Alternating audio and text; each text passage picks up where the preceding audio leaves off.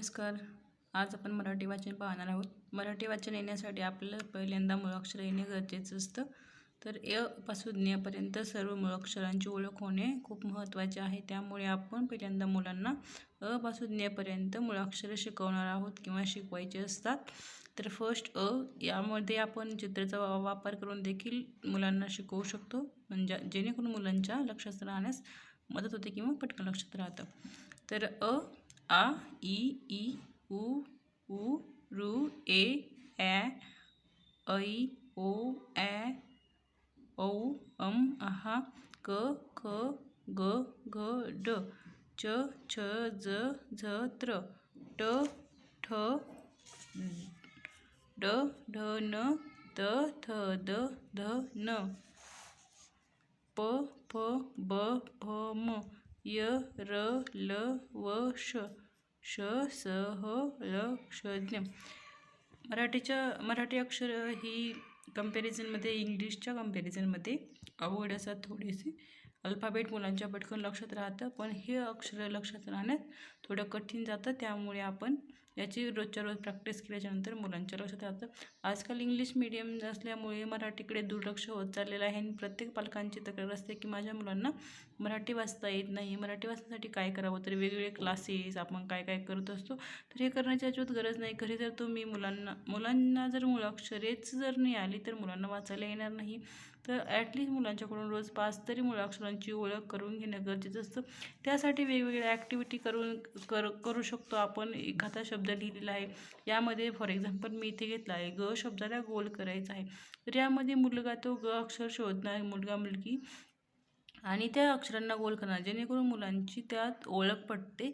आणि अशा प्रकारची ॲक्टिव्हिटी किंवा आपण इथे फॉर एक्झाम्पल इथे क लिहिला आहे, क ग घ च, आणि इकडे च ग क जोड्या लावा. तर सेम अक्षर लिहायचं आहे, पटकन मुलांना जोड्या लावायचे आहे.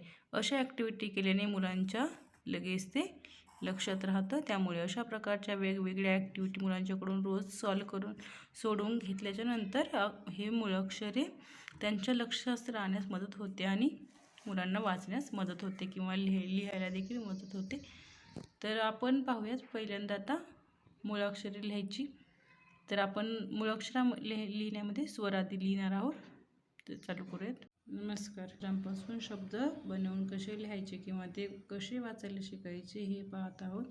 तर पहिल्यांदा मी इथे व प्लस र, जेव्हा आपल्याला मुळाक्षरे आल्याच्यानंतर आपण ही ॲक्टिव्हिटी करतो. मुळाक्षरे आपण ओळखणं आणि लिहिणं आपल्याला दोन्ही आल्याच्यानंतर आपल्याला हे नेक्स्ट ॲक्टिव्हिटी करायची असं, जेणेकरून आपल्याला वाचायला आणि लिहायला मदत होते. तर पहिल्यांदा वर लिहिणे आणि वाचणे हे खूप महत्त्वाचं आहे. तर याची रोजच्या रोज प्रॅक्टिस आपल्याला करणं गरजेचं आहे, जेणेकरून आपल्यास मदत होते. व अधिक र वर, अशा सोप्या भाषेमध्ये लहान मुलांना शिकायचं आहे. त्यामुळे मुलांना ते लिहिण्याची आवड येते आणि मुले इझिली लिहू शकतात. पळ च, मुलांना हे ओळखायला येतं. च ल, यामध्ये कुठला काना मात्रा नाही आहे, त्यामुळे मुलं लिहू शकतात, ओळखू शकतात, लिहू शकतात. च ल,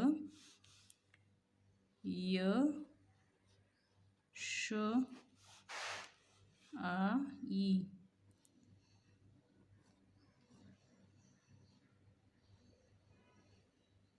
आई,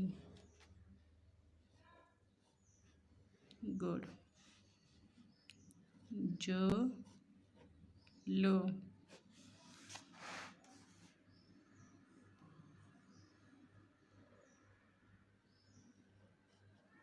क र,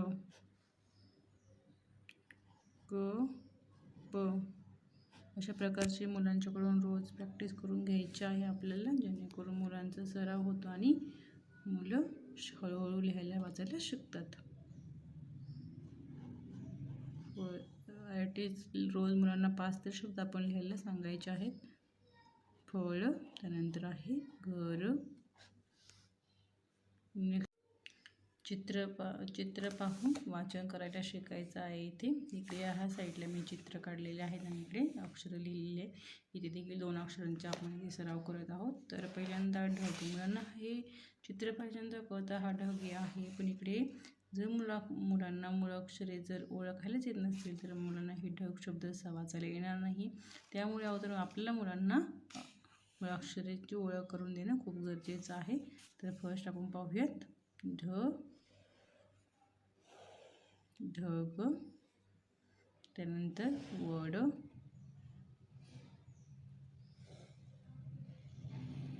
कप,